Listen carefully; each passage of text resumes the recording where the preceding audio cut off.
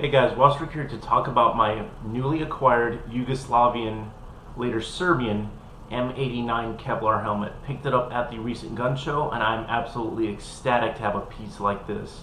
So I was at the gun show, I go as often as I can, and I was at the back table of a guy called Cipriano. He has a lot of Nazi memorabilia and then he has a bunch of helmets. So I've gotten my SSH-68 from him and then also my Polish WZ-67/75.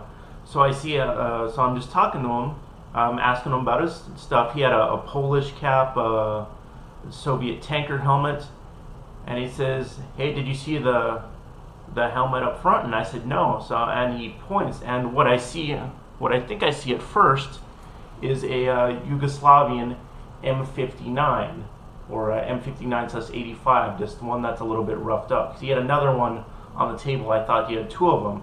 As I get closer. As I take a closer look, I see that it's actually this helmet right here. And I noticed that it's an aramid fiber helmet, so that really caught my attention. So he said normally I'd let that go for 100, but you can have it for 50. So I had to jump on that, or well, onto this right away. So basically this is a Yugoslavian M89 Kevlar helmet introduced in the late 1980s.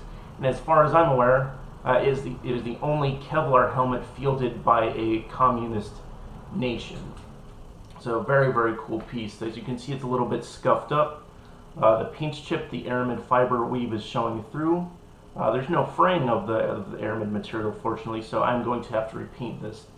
So basically, this is M59 or M59/85 on steroids. It has the exact same profile, the exact same liner system and chin strap, but this is made out of a Kevlar material. And the liner is just a little bit nicer. It seems to be made of a little bit more nylon than the M59, which seems to be more of a canvas, but it's still essentially the same shape of helmet. And it's the M59/85 shape with the rearward upward swoop than the regular M59, which just had the flat back. So now, as you can see, this one, it does not have the red star on the front. I'm taking it that Yugoslavia, at the point that they decided to introduce this helmet, decided that the red star made a nice target. So now you will see these with insignia. I've seen them with JNA stickers or the Serbian eagle sticker. But more often than not, you'll also see these without any sort of insignia whatsoever.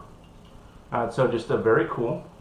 One thing I like about this helmet is that instead of the system where it's riveted into the shell like on the M59 or M59/85, it's set up with screws like the PASGT, so if the liner gets damaged, it's very easy to replace, whereas with the M59, that would be quite a pain. Now, the helmet, it's actually maybe a little bit lighter than the all-steel M59, but it's just a little bit thicker. Of course, it's made of the aramid material. Not sure what this particular one would be rated, though, so probably the same as maybe a PASGT. I can't say for certain. I don't want to test something like this, given its rarity. Now again, the liner system is very is very similar, well, basically identical to the M59, or at least the M59/85.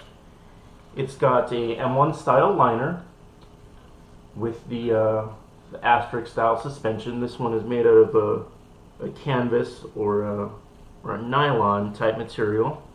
Leather sweatband, adjustable on the back, which is nice, so you can increase or decrease the circumference of the helmet. So if you've either got a larger head, or you're wearing some kind of winter headwear, or you're wearing a gas mask, you can adjust the helmet. But just very cool. Now, there are helmet covers that will fit this helmet. There's a Yugoslavian woodland style cover, and then I have seen Serbian police issue covers, which are a kind of blue-purple tiger stripe, which are very unusual. And from what I can understand, This helmet was either just recently phased out or might still be in use with either police or reserve forces. But it's very cool. So let's go ahead and try it on and model it.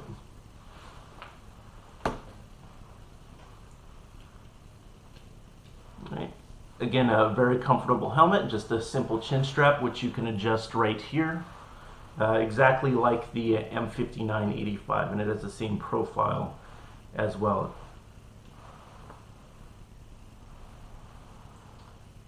And the coverage of the helmet is still pretty good. Covers from your eye line up to the base of the skull, which is pretty nice. Your ears are a little bit exposed, but that's pretty minor. I mean, with considering how helmets have shifted towards the higher cut helmets, that's not necessarily a disadvantage. Definitely, as far as comfort, I would say this is superior to the PAS GT. It's not as big of a helmet. It doesn't go down as far. And I have yet to test this out with any sort of body armor, but given that the helmet sits up high, it's really great. Again, this is a very, well, I wouldn't say rare, it's an uncommon piece, something that you don't see in surplus shops really here in the US or online on eBay. Tried searching for it, I didn't find anything. I've seen some of the international sites, these go for maybe about 80 euros or so. So it's a pretty pricey piece if you want to get your hands on it. Now, what I plan to do is I plan to repaint this. I want to find the right shade of paint just so that it looks nice, so I can actually use it as a kit helmet. And this can actually be a viable replacement for a PAS GT. So now, just to show the similarities between this and the M59 or M59-85, I'm going to model that helmet.